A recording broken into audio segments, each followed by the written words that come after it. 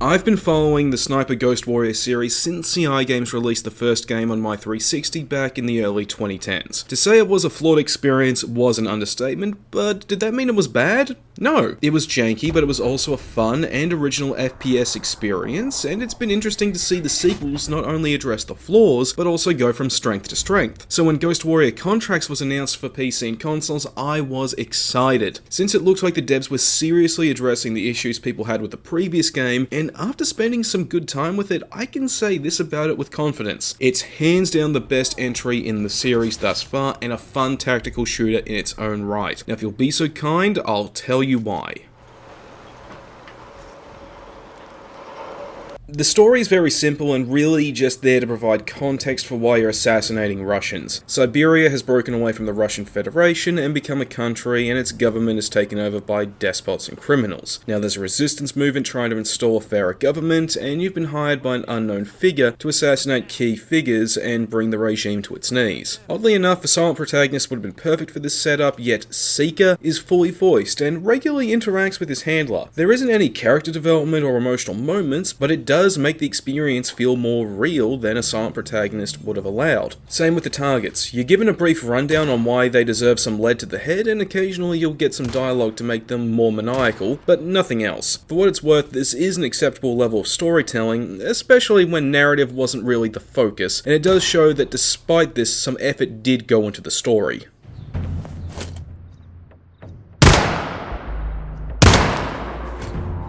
The gameplay though is on a whole other level. In a time and an age where so many are ready to ignore criticism and dismiss it as harassment, CI Games have listened to the issues people had with Ghost Warrior 3 and addressed them. I can't say they fixed everything, but they made huge strides in the right direction. Rather than one big open world, the game is now divided into open-ended levels, with multiple objectives and challenges that you can tackle in any way you want, giving the game very strong Hitman vibes and plenty of replayability. The Far Cry style tiered progression system is gone, and it's been replaced with a modular perk system, unlocking new abilities and bonuses to your equipment, and these feed into the additional challenges, since you need to do at least some of them, since different challenges yield different currencies which you need to unlock the different perks and upgrades, which can open up additional tactical options with things like a survey drone or remote sniper turrets. On top of all of that, you've got 3 strategies that are equally viable so long as you have the skill: sniping, sneaking, and gunning.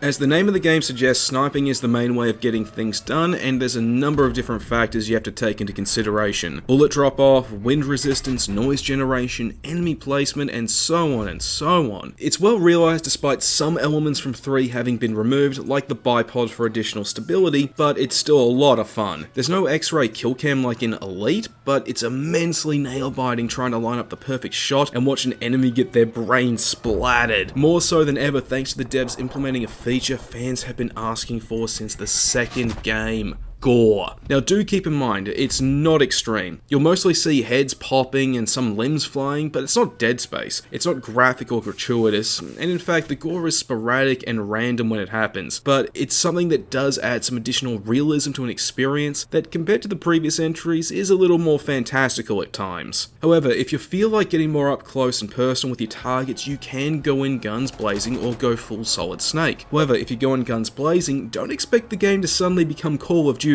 Enemies can shred you if you're not careful, even with armor upgrades and if you're playing on the normal difficulty. So you do need to be careful and make use of whatever tactical options your equipment can offer, especially on the harder difficulty where enemies have the potential to give Legolas a run for his money. You would be forgiven for eventually getting frustrated with the gameplay though, because this is the type of tactical experience where if you screw one thing up, or there's just one thing you missed, it can trigger an entire domino effect of cock-ups, and before you know it, you've got an entire battalion of soldiers bearing down on your position and firing off mortars to try to take you out.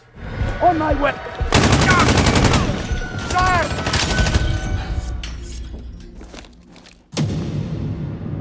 But a much bigger issue is something that unfortunately tends to be a common problem with games made by CI: technical stability. I don't know why, but whenever I play this, the intro cutscenes for missions always lag out and stutter. If this happened every once in a while, it would be okay if tolerable, but since these are covering up load times and play every single time you either replay a mission or continue one, the problem stacks up in no time. Now, to be fair, the devs have been diligently patching post-release, rebalancing and fixing up these cutscenes, but the last patch they released just did a 180 on all their hard work. It may have rebalanced the game, but it made the cutscenes lag worse than ever, increased the load times, and even introduced technical hiccups that weren't in the game at launch, like texture latency and in some cases, animations just not playing. Nothing scarier than a minigun-toting juggernaut from COD with a body made of solid colour patrolling by hovering in a T or an A pose.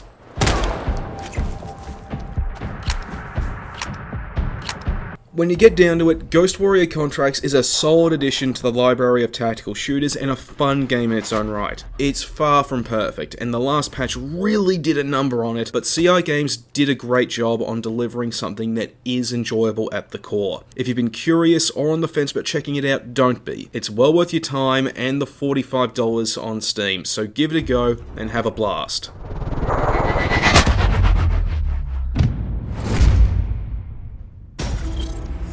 The target is dead.